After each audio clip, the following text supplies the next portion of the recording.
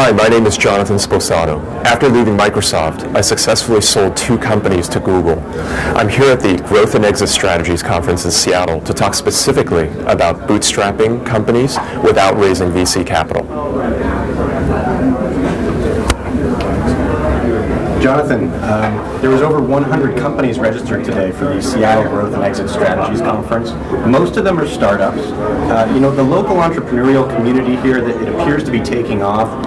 What's going on here? Give me some of your thoughts about that. Yeah, I think it's now a fantastic time to be starting a new company, and I think it's precisely because people understand that with the recent crash that we had a couple of years ago, that values have really shifted, and that the things that are really important to valuation are the basic things of growth, revenue, getting the revenue positive.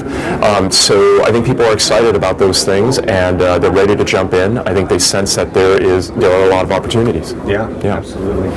So, now, Jonathan, you bootstrapped both of your companies that you sold to Google. Now, why did you make that choice? Could you have grown faster and achieved, possibly higher valuations with outside capital? Yeah, I think that's a fantastic question, and I wish that sometimes I could A/B test one option versus another and have myself in a parallel universe raise VC capital and see what happens. My reasons for choosing are twofold. One is that it's really fun to be sort of solely responsible, to be 100% responsible for the success of your company, and to kind of live or die by those decisions. And with all due respect to the very smart people in the VC community, I think sometimes you can have a much more friction-prone process and decision-making process if you have a lot of people on your board, and there could be a potential for disagreement in terms of the direction of the company. And so nothing feels better than just to own your own decisions and to move forward in that way. And then the second thing is somewhat to do with the fact that, or a lot to do with the fact, that these days you can in fact create massive value with very little capital. That you don't actually need greater than what I call human scale amounts of money. If you have a couple of bucks in your pocket, you had a good, nice job working somewhere, and you saved up a couple of bucks, you can do this. And so no need to necessarily give away too much equity. Yeah, absolutely.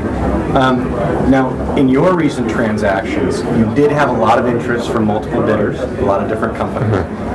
What, to you, is the single most important element in these transactions that made them especially valuable to Google?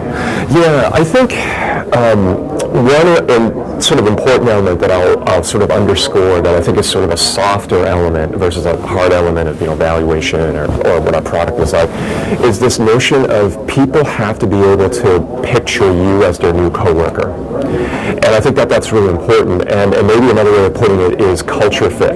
That when a company like Google or some other large publicly traded company goes and seeks you out and talks to you about a potential acquisition, if they get the sense that not only can you add massive lift to their business, number one, but number two, if you can really be integrated in with their teams and get along well with their top engineers and their top designers, that actually, I think, really sort of makes a decision incredibly easy for them.